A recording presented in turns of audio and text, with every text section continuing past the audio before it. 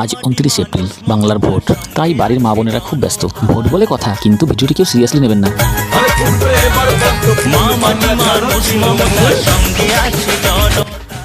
সারাদিন শুধু কাজ আর কাজ।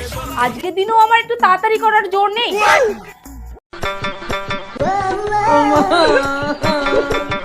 দিদি, ও দিদি, কই গো দিদি, ও দিদি, তুমি এখন রান্না করছো?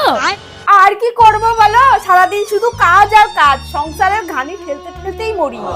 আচ্ছা, আরে বলি চলো সকাল সকাল ভোটটা দিয়ে আসি, এখন লাইন ফাঁকা আছে। আর তাড়াতাড়ি যাবো কি করে? দাঁড়াও আগে রান্নাটা সারি, আবার তো এসে গেলাতে হবে সবাইকে। এইটা কেমন কথা? আরে বৌদি রান্না করতে হবে না, পল্টুদা বলে গেছে ভোট দিলে ডিম ভাত খাওয়াবে। হ্যাঁ বলো কি, ডিম ভাত খাওয়াবে? হ্যাঁ, তাছাড়া আর বলছি কি। তাহলে চলো, রান্না থাকলো।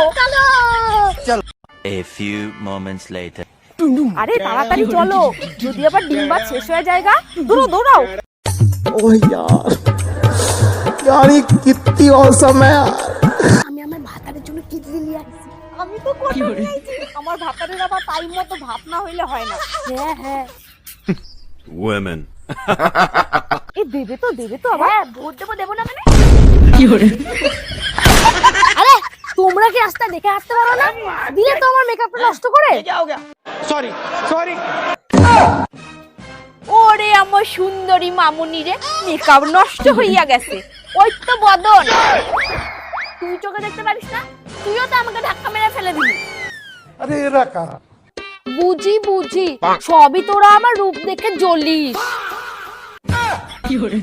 এই সর, তোর মতো ঢঙনি মাইয়া ছেলের লগে আমরা মুখ লাগতে চাই না।